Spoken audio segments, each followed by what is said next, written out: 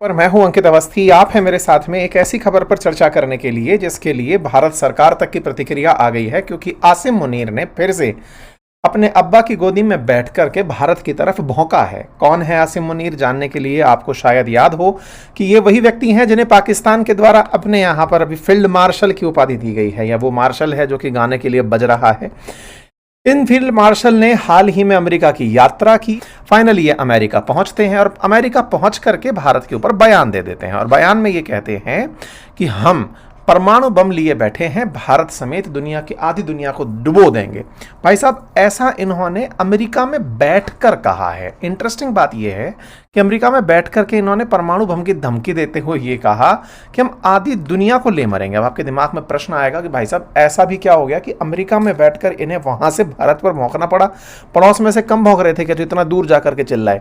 तो भाई साहब, ये वो व्यक्ति है जो इस समय अमेरिका के द्वारा इसलिए पाला पोसा जा रहा है क्योंकि कहीं ना कहीं अमेरिका की शह के बाद ही इसके हौसले बढ़े हैं, और इसकी शह को हम और आप कई बार डिस्कस कर चुके हैं। इसकी शह में ही ताजा ताजा घटना देखने को मिल रही है कि ये व्यक्ति अमेरिका पहुंचकर पाकिस्तानियों से बात करते हुए बंद कमरे में भारत के खिलाफ बहुत कुछ बतियाता है। इतना कुछ बतियाता है कि जिसके ऊपर मैं अब आपके साथ चर्चा करने के लिए तैयार हूं। चर्चा करेंगे और बताएंगे भारत की इस पर क्या प्रतिक्रिया आई, और इस बार इसने अंबानी का जिक्र क्यों कर लिया, और इसके जिक्र में जिस प्रकार से पहले हिंदुओं का जिक्र हुआ और भारत पर आतंकी हमला हुआ, इस बार अगर हमारे देश के उद्योगपतियों का जिक्र हो रहा है तो क्या आर्थिक राजधानी में कुछ गड़बड़ होने वाली है? इन तमाम आशंकाओं पर आज के सेशन में जिक्र होगा, और यह जिक्र इस कारण से होगा क्योंकि ट्रंप जिस तरह से भारत के खिलाफ होने का नाटक कर रहे हैं या रवैया अपना रहे हैं, उसके चलते ये व्यक्ति जिस तरह की हिम्मत पा लिया है वो भारत के लिए क्या कोई चिंता का विषय है। आइए शुरुआत करते हैं सारी बातों की, लेकिन इससे पहले आपके दिमाग में एक बेसिक प्रश्न यही कि मैं आपके सामने फेसलेस क्यों हूं। हालांकि मैंने अपने ट्विटर हैंडल पर और इंस्टा पर इसकी जानकारी दे दी है, लेकिन फिर भी मैं आपको एक ब्रीफ जानकारी यहां पर भी दे रहा हूं सो दैट आपको इसका अवेयर रहे। और जानकारी ये है साथियों कि फिलहाल मैं आउट ऑफ इंडिया हूं, मैं यहाँ आया हुआ हूँ, इजराइल आया हुआ हूँ, और कुछ काम है उसको पूरा करके और फिर मैं वापस लौटूंगा। तब तक के लिए प्रयास रहेगा कि मैं आप लोगों तक वीडियोस पहुंचाने का हर संभव प्रयास करूं, और जो भी यहां से चीज़ें इकट्ठी कर रहा हूं वो भी आप लोगों तक पहुंचाऊं। लेकिन आपको हुई असुविधा के लिए खेद है। चलिए आगे बढ़ते हैं। तो साथियों, हुआ यह है कि पाकिस्तान के जो फील्ड मार्शल हैं ये पहुंचते हैं अमेरिका। ये जानकारी आती है प्रिंट के माध्यम से। प्रिंट ने असल में क्या हुआ कि ये जब अमेरिका पहुंचा तो वहां पर इसने जहां पर ये भाषण दिया, अच्छा बाय द वे आपको याद होगा कि ये अमेरिका क्यों जा रहा है, मैंने इस पर आपको जानकारी दी थी। मैंने आपको बताया था कि माइकल कुरिल्ला करके इनका एक सेंटकॉम का हेड है, उसका रिटायरमेंट होने वाला है। उसके रिटायरमेंट में ये शामिल होने जा रहा था। तो ये सेंटकॉम क्या है, मैंने पिछले लेक्चर में बताया भी था कि पाकिस्तान समेत ये जो 20 कंट्री है ना, मिडिल ईस्ट वाले, पाकिस्तान, अफगानिस्तान, इन पर अमेरिका कंट्रोल करने के लिए जो कमांड बना के चलता है उसका नाम सेंटकॉम है। और उसमें जो आर्मी का जनरल था उसका नाम कुरिल्ला था। वो कुरिल्ला रिटायर्ड हो रहा था, माइकल कुरिल्ला, और उसके रिटायरमेंट में इसको बुलाया गया था। उसी का कार्यक्रम रखा गया था फ्लोरिडा में। फ्लोरिडा के अंदर एक जगह टैंपा नामक जगह पर कार्यक्रम रखा गया था। ये रहा वो कार्यक्रम, और इस कार्यक्रम के अंदर आसिम मुनीर भी इनवाइटेड था इन लोगों के बीच में। ये बैठा हुआ आसिम मुनीर आपको यहाँ पर दिखाई दे रहा है, ठीक है। ये जो व्यक्ति इस समय बोल रहा है, तो मैंने जैसे आपसे कहा ना कि सेंटकॉम सेंट्रल कमांड है अमेरिका की, ऐसे लगभग 8 कमांड है अमेरिका के पास। तो उन सभी की कमांड का जो मुखिया है वो ये रहा, जो बैठा सामने की तरफ से बतिया रहा है। और ये रहे कुरिल्ला भाई साहब जो बतिया रहे हैं, और सामने की तरफ बैठा हुआ आसिम मुनीर आपको दिखाई दे रहा है, ठीक है। क्योंकि सेंट्रल कमांड का सबसे बड़ा रोल क्या था कि मिडिल ईस्ट के अंदर जिस तरह से इजराइल और ईरान आमने सामने हो गए थे, अगर पाकिस्तान पलट नहीं जाता, रोटी पड़ते ही दूसरे के साथ पूंछ हिलाने ना निकल लेता, तो शायद ईरान और इजराइल में दिक्कत काफ़ी बढ़ सकती थी। क्योंकि ये पाकिस्तान जो है वो इजराइल के खिलाफ खुलकर आ गया था। तो अमेरिका ने इसको चुप कराया, फील्ड मार्शल को बुला करके बढ़िया से अमेरिका ने इसको सेटल किया। जैसे ये सेटल हुआ तुरंत इजराइल का मामला टाइट हो गया, और उसने खट से ईरान के अंदर अमेरिका को बोल करके उसके न्यूक्लियर साइट्स पर गोले गिरवा दिए। तो कुल जमा अर्थ ये था कि ये जो व्यक्ति था ना, इस व्यक्ति को अमेरिका ने इसी सेंटकॉम के प्रभारी के माध्यम से पुचकार लिया था। अच्छा, ये इज्जत के भूखे हैं क्योंकि इनको पता है इस समय कोई और तो इज्जत दे नहीं रहा है। तो जैसे कुत्ते के सिर पे आप हाथ फेरते हो, ऐसे इसके ऊपर हाथ फेर दिया गया। अमेरिका ने जैसे इसके ऊपर हाथ फेरा, ये तुरंत पूरी तरह से उसके साथ हो लिया और हो करके बोलता है कि हाँ सर, मैं तो पूरी तरह से आपकी सेवा में तैयार हूं। बस इसी की सेवा को ये व्यक्ति भी रिकॉग्नाइज कर रहा है। ये कौन है? तो ये चेयरमैन है जॉइंट चीफ ऑफ स्टाफ। मतलब एक तरह से ये समझिएगा कि जैसे सेंटकॉम का हेड है ना कुरिल्ला, तो उसका भी जो हेड है, जितने भी कमांड्स हैं लगभग 7-8, उन सब का प्रभारी जो है वो ये व्यक्ति है जिसके साथ में ये मिल रहे हैं, है ना। तो इनकी मीटिंग भी एक तरह से सिंबॉलिक मीटिंग हो जाती है। तो कुल मिलाकर आसिम मुनीर का कद पाकिस्तान में तो एकदम हो सकता है कि इसको आगे कोई भी मतलब पद बनता हो फील्ड मार्शल से ऊपर, तो जनता वो भी मांग ले कि सर क्या ही आपने एकदम आंख में जाकर के मछली के तीर मारा है। असल मायने में तीर नहीं, बगावत की है इसने उन सब लोगों के साथ जिनको पहले ख्वाब दिखाया था कि हाँ भाई मैं तुम्हारे लिए लड़ूंगा, लेकिन एक बार में बिक गया।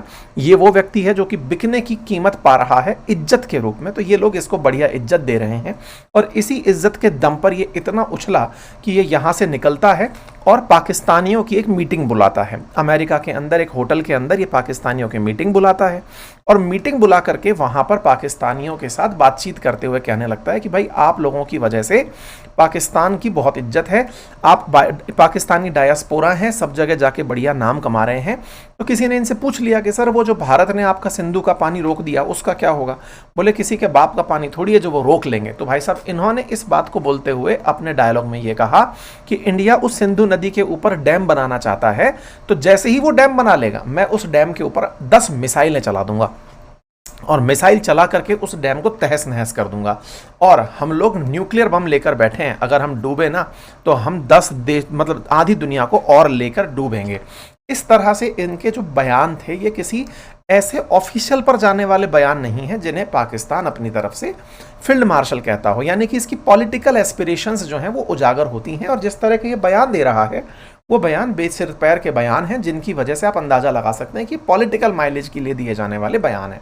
यहाँ बैठ करके ये भारत की परेशानियां गिनाने लगता है कि देखो सिखों के साथ भारत क्या कर रहा है, कुलभूषण जाधव का केस कैसे हुआ, भारत के जो लोग जाकर कतर में फंस गए थे। तो भारत का एक तरीके से भारत के खिलाफ अमेरिका को मोर्चा मतलब मंच बना करके भाई अमेरिका में बोलूंगा तो बात वैलिडेट करेगी, तो वहां से ये भारत के खिलाफ बोलना शुरू होता है। फिर इस तरह से बोलते हुए कि भाई देखो हमने पहले भी कहा है कि पाकिस्तान के लिए कश्मीर जो है वो कोई इंटरनेट मतलब मुद्दा नहीं है, इंटरनल मुद्दा नहीं है, ये एक इंटरनेशनल मुद्दा है और हमें उसको हर मंच पर उठाना है। तो कुल मिलाकर के ये अपने बयान में भारत को धमकी देते हुए कामयाब होते हैं अमेरिका में बैठ करके। अच्छा, ये बात हमारे लिए भी, वैसे तो ये एनी डे कुछ ना कुछ बोलते ही रहते हैं, इन लोगों के तो काम में ही ये है पाकिस्तान की जनता को भुखमरी से निकालने के लिए भाषण का आंसर दे दो, अचार चटा दो।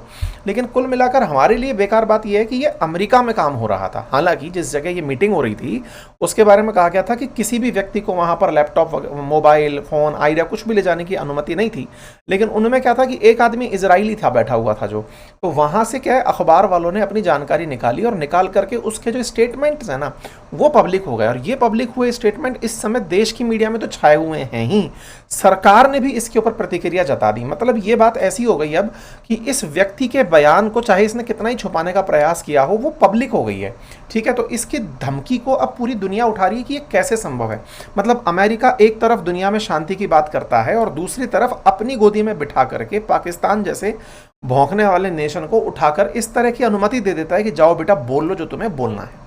इस प्रकार का जो रिमार्क है ना ये भारत को बिल्कुल भी रास नहीं आया। आपको याद होगा इंडस वाटर ट्रीटी का हमने उस समय पर पानी रोक दिया था इंडस का। आपको दोनों देशों के बारे में मालूम होगा कि 3 नदियां CJI यानी कि चेनाब, झेलम और इंडस, इनका पानी पाकिस्तान को और रावी, व्यास, सतलज का पानी भारत को मिलता है। और दोनों देशों ने भारत की थोड़ी सी मतलब हमदर्दी कहिए या भारत की नरमी कहिए, जिसके चलते भारत ने इनको परमिशन दे दी थी कि आप इसका मैक्सिमम पानी यूज कर सकते हैं। अभी जब ये ऑपरेशन सिंदूर से पहले जब इन्होंने पहलगाम पर आतंकी हमला किया उस समय हमने इन नदियों का पानी अपने साथ लेने का प्रयास कर लिया। मतलब हमने कहा कि अब इस पानी को हम यूज करेंगे। हालांकि पानी एकदम रातों रात मुड़ नहीं सकता, तो अब हम इन पर डैम वगैरह बना करके अपने अंदर इंदिरा गांधी कैनाल जैसी नदियों के माध्यम से या अपने इंटरनल रिवर सिस्टम के अंदर उसका यूज करेंगे, ऐसा भारत ने प्रयास किया। आपको ध्यान होगा पहलगाम टेरर अटैक के अंदर भारत ने जो सबसे पहले प्रयास जो किए थे वो यही थे कि इनका पानी रोक दो। और ऐसे ही पाकिस्तान पर भारत का बयान हमेशा यही रहा था कि खून और पानी एक साथ नहीं बह सकता, अगर तुम हमारे यहाँ खून बहाओगे तो हम तुम्हारे यहाँ पर पानी नहीं बहने देंगे। अब चूंकि पाकिस्तान में इस पानी का बड़ा रोल है, फिलहाल तो मानसून चल रहा है तो इसलिए ज़्यादा ये चिल्ला नहीं रहे हैं, जैसे ही गर्मी का प्रभाव और बढ़ने लगेगा पाकिस्तान की फसलों को पानी की ज़रूरत होगी और उस समय पर ये और बौखलाने लगेंगे। क्यों? क्योंकि कहीं ना कहीं पाकिस्तान सिंधु नदी के पानी के किनारे ही बसा हुआ देश है। ऐसे में इसका ये जो बयान है ये बहुत ज़्यादा मायने रखता है। अच्छा, एक और जानकारी मैं आपको देता हूँ और वो ये है कि सिंधु पर बोलते बोलते इन्होंने भाई साहब एक और मतलब वो छेड़ दिया, और वो क्या था, इसने यहाँ पर एक नाम यूज़ किया कि 120 फ्लोरिडा मेंबर्स पाकिस्तानी डायस्पोरा के बीच में दे रहा था। यहाँ पर इसने अपनी तरफ से लाइन बोलते समय अंबानी के ऊपर एक बयान दे दिया और कहा कि एक ट्वीट करवाया था विद सुरहफिल and picture of industrialist Mukesh Ambani to show them that what will do the next time. अच्छा, कहानी क्या है मैं आपको थोड़ा सा याद दिला दूं। असल में ये पूरी तरह से आसिम मुनीर इस तरह बयान दे रहा है जैसे ट्रंप इसके साथ हो चुके हैं और उन्हीं के बयान के आधार पर यह बयान दे रहा है। और इसने अंबानी की उस मीटिंग के ऊपर तंज कसा। आपको याद होगा एक बार अंबानी जब ट्रंप यहाँ आए हुए थे, मिडिल ईस्ट में आए हुए थे, तब अंबानी मिलने गए थे। और एक दूसरा आपको याद हो तो फरवरी में जब मतलब ट्रंप से मिलने के लिए अंबानी वहाँ भी गए थे, अमेरिका भी गए थे। 2 बार अंबानी गए और उनकी तस्वीरें निकल कर आई थी। इसने ये दिखाया कि देखो इन्होंने अंबानी को भेजा था मतलब एक तरह से पैसे वैसे लेकर के कि जाओ और ट्रंप को सेटल करके आओ, लेकिन उससे कुछ हुआ नहीं। इसके ऊपर इन्होंने एक सुरह फील नामक एक शब्द यूज़ किया कि इस्लामी इतिहास में उस घटना को दर्शाता है जिसमें अल्लाह ने दुश्मनों के हाथियों की फौज पर पक्षियों से पत्थर बरसाए थे। ठीक है ना। तो इस तरह से ये अपनी बयानबाजी में इस तरह मतलब अंबानी को भी लेकर के आ गया। अच्छा, अंबानी क्यों? क्योंकि साउथ एशिया का अभी भी सबसे रिचेस्ट आदमी मुकेश अंबानी ही है। अब इसके इस बयान पर हमें आपत्ति क्यों? क्योंकि आपको याद होगा कि पहले जब इसने बयान दिया था ना, इसने आसिम मुनीर ने हिंदुओं के बारे में एक लाइन कही थी और ये कहा था कि हिंदू हम जैसे नहीं होते, तो उस पर हमारी प्रतिक्रिया आई थी 3 महीने पहले। आपको याद हो 17 अप्रैल का एक सेशन था जो मैंने आपके साथ साझा किया था, जिस पर भारत की तरफ से कहा गया था कि तुमको तो बेटा पीओके खाली करना पड़ेगा। इसने ये कहा था कि कश्मीर हमारी जगलर वेन है, हिंदू हम जैसे नहीं होते, और इसने उस तरह का आतंकी हमला करवाया पहलगाम में जिससे कि हमारे हिंदुओं को टारगेट किया गया था। ऐसे ही अब जब ये यहाँ पर बात बोल रहा है कि मुकेश अंबानी की बात को यहाँ पर मेंशन कर रहा है, तो एक तरह का मतलब हिंट मान करके अगर टेंशन की जाए तो क्या ये है कि हमारे देश में आर्थिक नुकसान की प्लानिंग में पाकिस्तान लगा हुआ है। आर्थिक नुकसान जैसे भाई आर्थिक नुकसान पहले तो मुंबई पर ही हमला हुआ था, या फिर अब दूसरा हमला इस शेयर बाजार पर हमला, या फिर कुछ इस तरह की प्लानिंग में तो नहीं लगा हुआ है। क्योंकि ये व्यक्ति अल्टीमेटली भारत को इस बात के लिए तैयार करते हुए देखना चाहता है कि भारत ये कह दे कि हाँ भाई तुम ही ग्रेट हो और तुम ही ने भारत पाकिस्तान के बीच में सीज फायर करवाया था। अब भारत का जितना भी उद्देश्य अमेरिका से है उस उद्देश्य की पूर्ति में भारत एक बार भी इसे दुश्मन करार नहीं दे रहा है। इसे कह रहा है भाई हम अपने हितों की रक्षा कर रहे हैं, आप अपने हितों की रक्षा करो।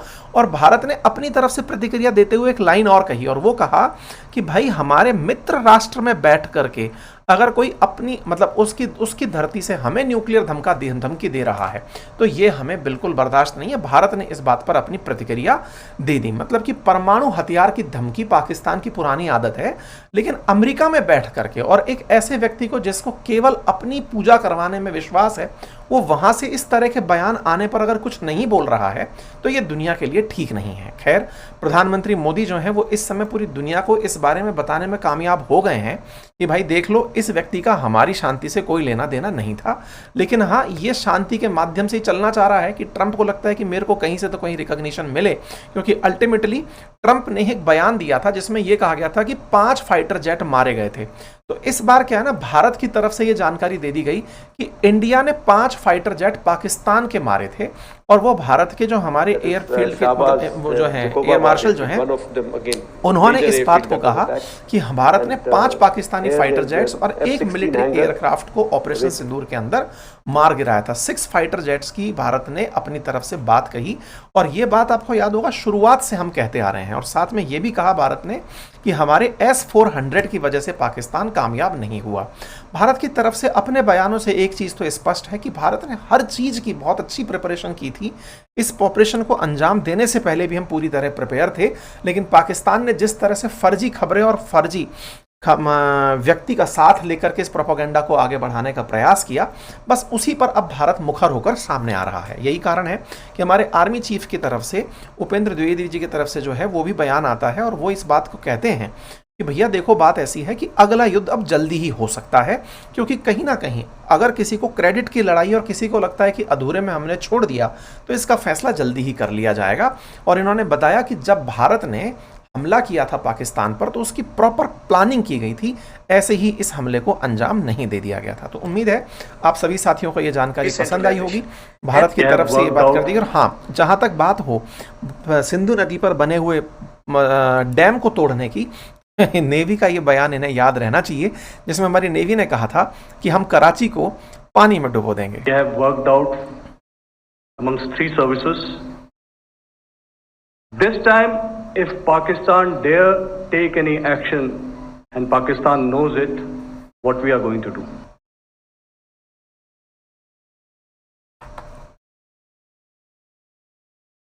तो पाकिस्तान का होगा यही कि कराची को समुद्र में डुबो दिया जाएगा। तो आसिम मुनीर, बयानों से पीछे आओ, अब हमारी एयरफोर्स, मिलिट्री और नेवी तुम्हें अपनी तरफ से जवाब बढ़िया से देने के लिए तैयार है और दे भी रही है।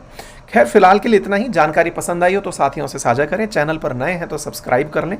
बाकी अंकित इंस्पायर्स राजस्थान के लिए हमने एक ट्विटर हैंडल भी बनाया है, अगर आप राजस्थान की खबरों को वहां पर अपडेट रहना चाहते हैं तो आप उसे भी फॉलो कर सकते हैं।